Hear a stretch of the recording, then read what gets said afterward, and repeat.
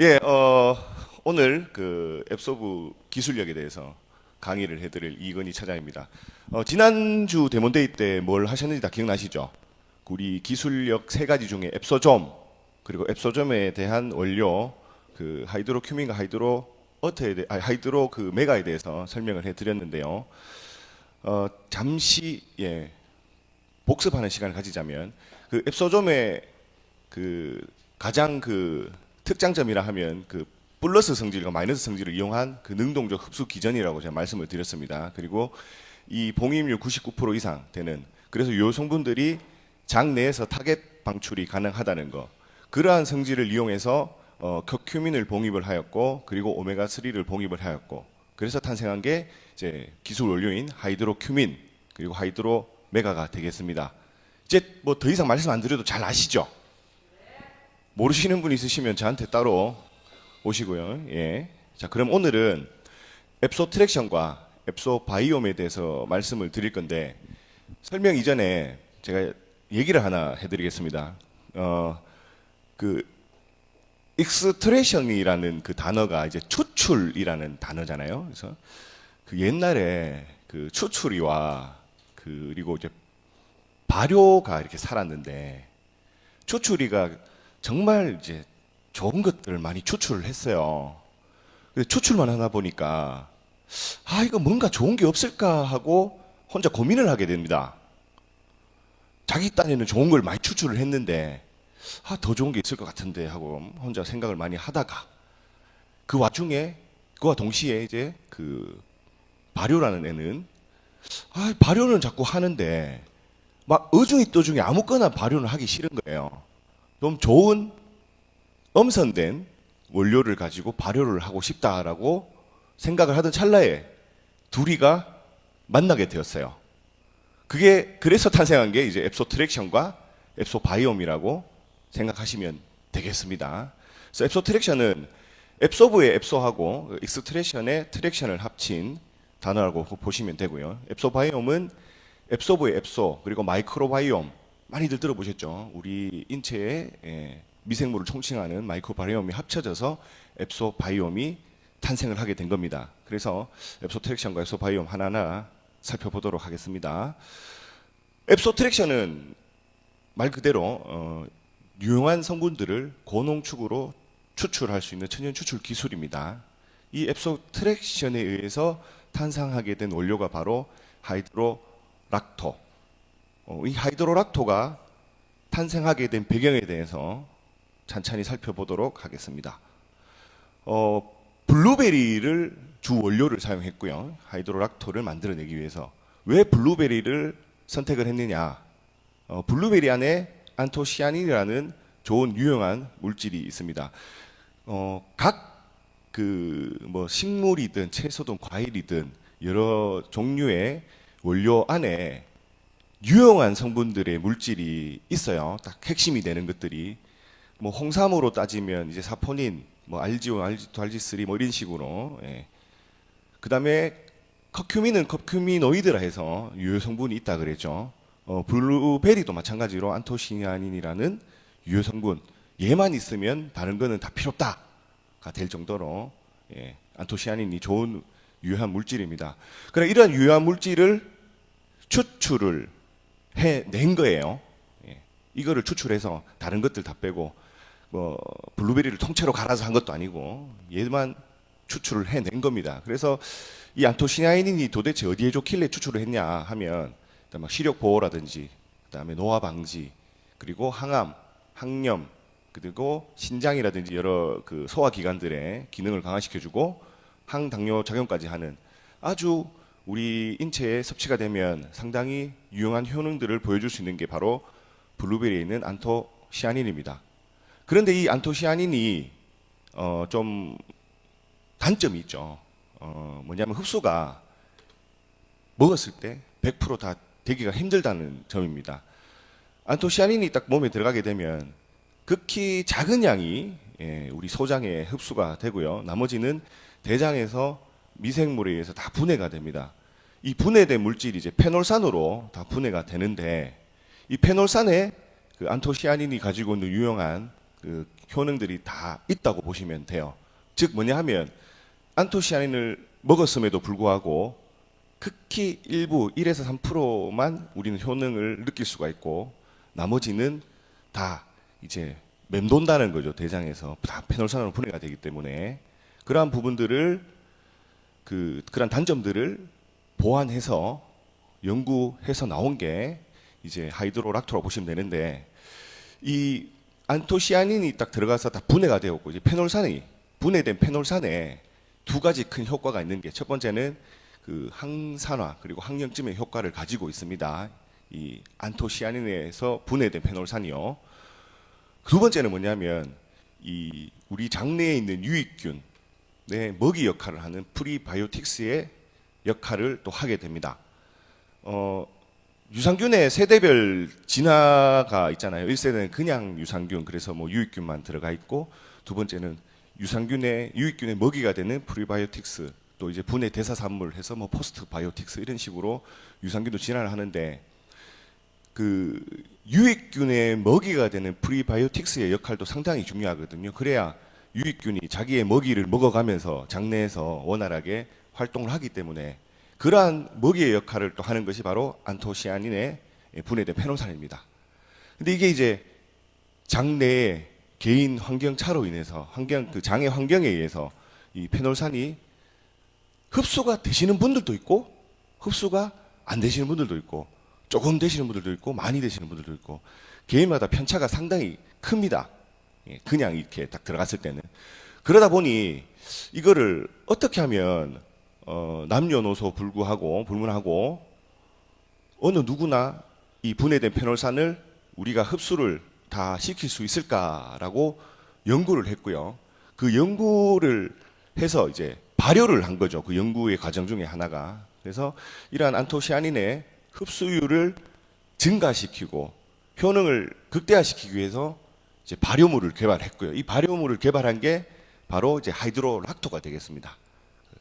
블루베리의 발효 생성물이라고 보시면 되는 거겠죠. 그래서 그 페놀산도 증가가 되고, 즉 아까 전에 말씀드렸지만 그 유익균의 먹이가 되는 프리바이오틱스의 역할도 한다. 즉 기존의 그 유산균이 그 17종의 유산균이 장에서 좋은 역할을 하기도 하지만 이 그 블루베리 발효 생성물이 더 이제 기존의 그 제품에 있는 그 원료에 플러스 알파를 해서 장에서 더 이제 유용한 효능을 보여드린다고 보시면 되겠습니다. 자, 원료 이제 특허를 다 받았고요. 이 그 하이드로락토는 처음 그 원물부터 관리가 철저하게 이루어집니다. 그래서 뭐 수입산 뭐 미국의 블루베리 이런 거를 이제 뭐 배로 수입해서 원료를 쓰는 게 아니라 국내산 블루베리를 통해서 원물 관리를 하고요. 그래서 선별된 질 좋은 블루베리를 이제 받아옵니다. 받아와서 이제 블루베리 안에 있는 안토시아닌 물질을 고농축으로 추출을 하죠. 이 추출할 때 들어가는 기술력이 앱소 트랙션입니다. 추출하고 나서 이제 진하게 농축을 합니다. 액기스, 뭐 다른 수분이나 이런 거 다 필요 없이 진득하게 농축을 하고 난 후에 이제 발효를 하게 되죠. 더 흡수율을 높이고 잘게 쪼개는 그런 작업. 발효까지 하고 난 후에 이제 우리가 섭취하기 편하게끔 분말화까지 이루어집니다. 이 모든 과정이 바이노텍에서 하나부터 끝까지 철저하게 관리를 하고 있습니다. 어디서 뭐 발효된 블루베리 추출물을 공수해서 쓰는 것이 아니라 저희 자체 연구소에서 자체로 원물을 조달해서 추출하고 발효하고 그리고 분말화시키는 과정, 모든 것이 다 이제 한 회사에서 한 업체에서 동일하게 이루어진다는 거죠. 그러다 보니 이 원료에 대해서는 품질을 100% 보장을 할 수가 있는 겁니다. 자, 그래서 하이드로락토의 효능을 보시면 발효를 하기 전에 그리고 발효를 하고 난 후에 이런 폴리페놀의 함량이라든지 항산의 능력치를 실험을 했는데요. 그 제가 아까 말씀드렸잖아요. 서두에 추출만 해서는 될 문제가 아닌데 어떻게 하면 좋지 해갖고 발효를 만났다 했지 않습니까? 추출만 했을 때도 뭐 폴리페놀의 함량이 낮은 건 아니에요.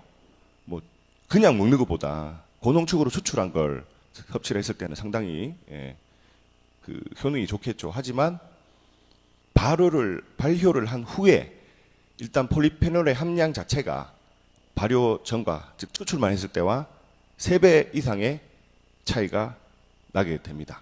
그러다 보니까 항산화에 대한 능력치도 오른쪽 그래프에 보시다시피 17배 이상으로 증가를 하게 되는 거죠. 우리가 대표적으로 뭐 발효 음식 하면 뭐 된장이나 이런 것들 많잖아요. 그리고 옛날 조상님들의 그런 지혜로 탄생된 음식들인데 그냥 이렇게 드시는 것보다 자연스럽게 이런 미생물에 의해서 발효가 됨으로써 우리 몸에 있는 미생물과 잘 어우러지고 조화돼서 흡수율을 높인다는 거. 그런 것들에 착안을 해서 이제 추출에다가 발효 기술까지 플러스를 시킨 겁니다. 그래서 자연스럽게 이런 항산화 능력치가 급 상승한다는 그런 결과치를 보실 수가 있습니다. 자, 그러면 다음 앱소바이옴, 앱소트랙션의 친구 앱소바이옴인데요. 앱소바이옴은 앱소트랙션과 그 유산균의 배양 기술, 즉 발효 기술이 결합한 기술이라고 보시면 됩니다. 그래서 그 몸에 유익한 물질을 지속적으로 생산을 하는 기술이고요. 그래서 이제 그런 미생물, 그 앱소바이옴 발효 기술을 통해서 만들어진 그런 미생물의 대사를 통해서 우리 몸의 필수 요소인 가바가 지속적으로 생산이 되는 그런 기술입니다. 자, 가바가 중요한 거는 다 아실 거예요. 감마 아미노 뷰티릭 액시드, 감마 아미노산 해서 가바의 가장 중요한 역할이 이제 안정입니다. 안정. 신경을 안정시켜주고 억제시켜주고 흥분을 감소시켜주고 그래서 사람이 안정적인 상태가 되다 보니 이제 밤에 잠도 잘 주무시게 되는 건데요. 제 주변에 보면 이렇게 가바가 좀 부족해서 그런지 잠을 쉽게 못 주무시는 분들이 꽤 많습니다. 이러한 부분들이 신경적인 요소, 즉 신경 전달 물질이 원활하게 대사가 이루어지지 않아서 발생하는 요인들이 많거든요.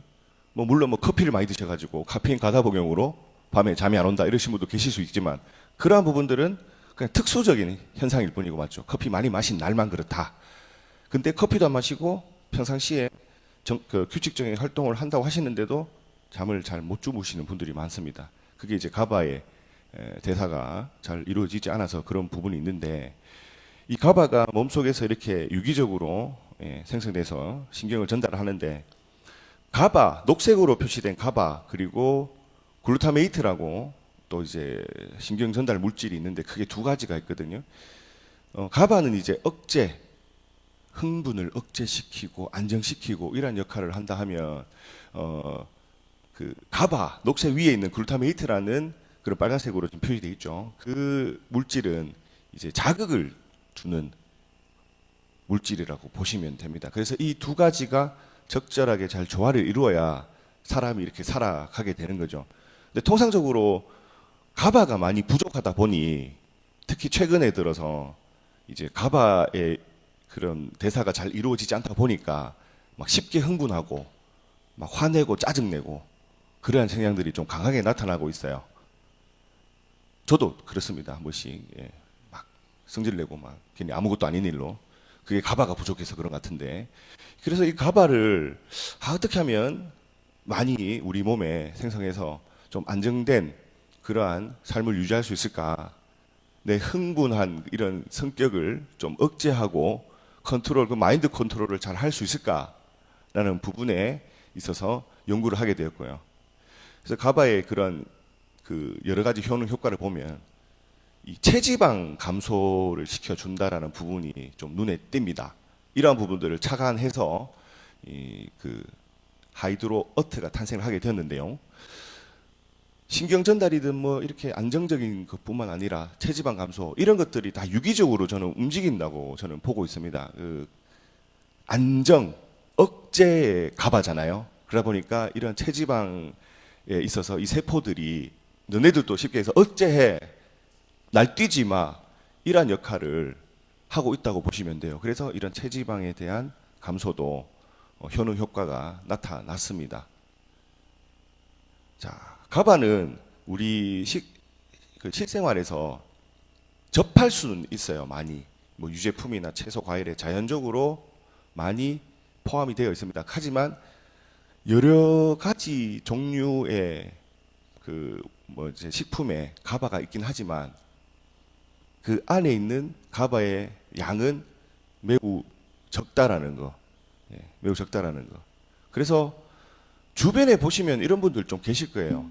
그 채소나 과일 잘 안 드시는 분들 계시거든요. 진짜 때려 죽여도 나는 육식만 먹을 거야. 예. 그 반대로 채식주의자들이 있거든요. 난 때려 죽여도 고기는 안 먹는다. 근데 채식주의자들이 가만히 보면 사람들이 어때요? 좀 조용해요. 예. 성질을 잘 안 내고 좀 억제를 잘 하시는 것 같아요. 근데 육식만 드시는 분들은 어떻죠? 예, 막 좀 뭔가 좀 욱할 것 같은 그런 느낌. 이게 다 영향이 있는 거거든요. 가바 같은 경우 채소에 극소량이 포함되어 있지만 그거를 자주 먹고 하시다 보면 그러한 부분들이 어느 정도는 성향이 나타나는 부분입니다. 하지만 그래도 많이 부족하기 때문에 그래서 되겠다 싶어서 가바를 생성할 수 있는 그런 발효물을 연구하고 개발해야겠다라고 이제 바이노텍에서 작업에 들어가기 시작한 거죠. 이러한 그 발효, 김치도 발효식품이 좀 하죠. 유산균, 그다음에 김치를 또 발효시킨 김치 유산균, 여러 가지 특허 발효 공정이 있거든요. 이러한 특허 발효 공정을 활용해서 나타나게 된 게 바로 울금 발효 추출물입니다. 이 울금 발효 추출물에서 가바를 다량으로 생산하는 그런 시험 결과가 나왔기 때문에 울금 추출물을 이용해서 가바를 한번 대량으로 한번 만들어 보자. 즉 울금 발효 추출물을 먹었을 때 몸에서 신경 전달 물질인 가바가 원활하게 대사가 될 수 있도록 한번 해보자 해서 나타나게 된 게 바로 울금 발효 추출물입니다. 그 울금 이게 생긴 거 혹시 어떻게 보이세요? 가루부터 해가지고 좀 뭐랑 비슷하지 않나요? 예, 강황하고 울금하고 그 둘 다 똑같은 이제 생강가의 뭐 식물 뭐 여러 가지 막 검색하면 나오는데 저도 너무 정확하게 알고 싶어서 그 우리 김유희 박사님 말고 다른 분한테 의사분한테 한번 여쭤봤습니다. 도대체 강황하고 울금하고 이렇게 의견들이 좀 있는데 뭐냐 하고 물어보니 가장 큰 차이는 뭐냐 하면 강황은 그 줄기, 뿌리 줄기. 즉 뭐냐 하면 줄기가 우리 감자 있잖아요, 감자가 이렇게 줄기 심어 놓으면 줄기가 땅 속으로 들어가면서 그게 쫙 그가 그 감자가 딱 커지지 생기는 그게 뿌리 식물, 그러니까 뿌리 줄기 식물이고 울금은 뭐냐 하면 고구마처럼 심어 놓은 뿌리가 이렇게 쫙쫙쫙쫙 나잖아요. 실끝이 뿌리가 그 뿌리에서 이렇게 그 결과물이 맺히는 거. 이거 설명 되게 어렵네요. 그림을 그려드려야 되는데 줄기가 땅 속으로 파고 들어가 가지고 그 안에서 이렇게 딱 열매가 맺히면 이게 뿌리줄기 식물. 그다음에 그 뿌리 자체에서 그 뿌리에서 줄기에서 크는 게 아니라 뿌리에서 이렇게 크는 거. 그게 이제 그 뿌리덩이 뭐 이래 가지고 얘기를 하는데 강황하고 울금하고 차이가 그겁니다. 강황은 이렇게 줄기에서 딱 커진 거. 울금은 뿌리에서 이렇게 딱 덩이처럼 이렇게 쭉쭉 생긴 거. 그래서 강황이나 울금이나 둘 다 이제 비슷하게 뭐 항산화 항염증에 대한 폴리페놀 성분이 있다 하는데 커큐민에 이제 그 강황에 폴리페놀의 성분이 더 많거든요. 울금보다. 그래서 그 커큐민은 이제 그쪽으로 가게 된 거고 원료를 하이드로큐민으로 쓰게 된 거고 그 반대로 울금에 이러한 가바를 생성할 수 있는 여러 가지 물질들, 기능을 낼 수 있는 것들이 더 많이 있다라고 해서 울금은 이제 하이드로 어트로 딱 분리를 하게 된 겁니다. 예, 그 차이가 있어요. 어떤 분들은 뭐 강황이랑 울금이랑 어차피 같은 것에서 자라기 때문에 같은 거 아니냐라고 얘기는 하는데, 엄연히 이제 뿌리냐 줄기냐 여기에 대한 차이가 있다고 하고, 하나하나씩 유효 성분들을 살펴봤을 때는 얘는 얘대로 좋은 점이 있고 울금은 울금대로 좋은 점이 있다. 거기에 착안을 해서 하이드로큐민과 하이드로어트가 만들어지게 된 겁니다. 예. 그 중에 하나가 이제 지방 분화 억제. 앞서 말씀드렸던 가바의 역할 중에 하나가 체지방 감소 역할을 한다 그랬죠. 그러니까 울금 발효 추출물을 딱 들여다보니 이 지방 세포가 분화되는 거를 다 막아주고 있더라라는 게 결과로 나왔습니다. 자, 이렇게 나왔어요. 대조군을 보시면 이 빨간색 부분이 지방세포입니다. 지방세포. 점으로 돼 있죠. 이게 얘들은 막 동그랗게 이렇게 해서 자기의 영역을 막 넓혀가고 있어요. 이게 분화되는 과정입니다. 이거를 그냥 그대로 방치를 해버리면 지방이 막 무분별하게 지방세포가 늘어나겠죠. 커지겠죠.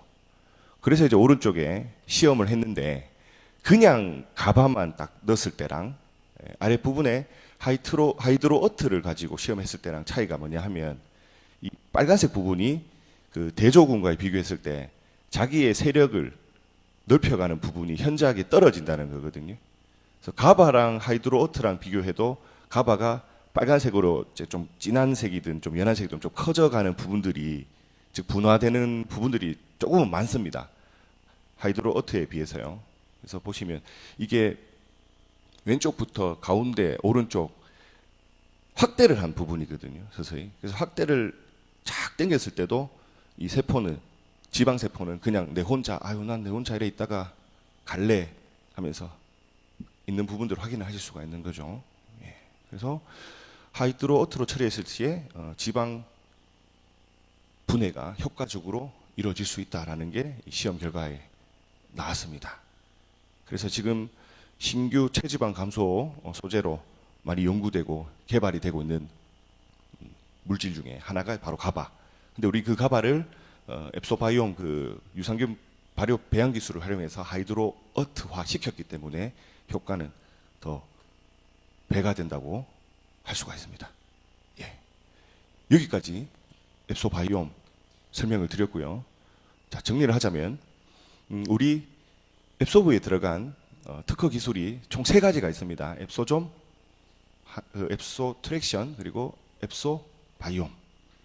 그래서 이 앱소좀에 들어간 기술 원료가 첫 번째 하이드로큐민, 두 번째 하이드로메가. 예. 앱소 트랙션에 주로 적용된 그 기술 원료는 하이드로락토, 그리고 앱소 바이옴의 주 기술 원료는 하이드로어트. 앱소 트랙션과 앱소 바이옴은 어떠한 관계라 그랬죠? 예, 친구 관계. 서로 잘 되자. 네가 잘 돼야 내가 살아난다. 앱소 트랙션만 잘 된다고 좋은 게 아니다. 예, 너 백날 추출만 잘해서 말래. 추출된 거 우리가 발효시켜 줄게. 몸에 더 잘 흡수가 되고 효과 높여주게. 예. 그럼 앱소 트랙션 입장에서는 너네들 그냥 아무거나 가지고 발효할래. 좀 고농축으로 천연 추출된 원료를 가지고 발효하면 좋지 않겠니? 해서 이제 앱소 트랙션과 앱소 바이옴이 서로 협약을 맺게 되는 거죠. 예. 그래서 이렇게 크게 기술력과 기술 원료에 대해서 설명을 해드렸습니다. 지난주에서 이렇게 이번 주까지 기술 원료에 대해서 설명이 다 끝났는데 상당히 재미가 없어요, 맞죠? 그 내용 자체가 어렵잖아요. 재미없죠? 또 한번 써드려야 되는 이렇게. 예. 자, 이렇게 기술 원료에 대해서 설명해드렸고, 다음번에는 그 제품하고 기술 원료를 적절하게 이제 조합해서 쉽게 우리가 또 풀이할 수 있는 그런 교육을 가져보도록 하겠습니다. 예, 교육 들으시느라 수고 많으셨습니다. 예, 감사합니다.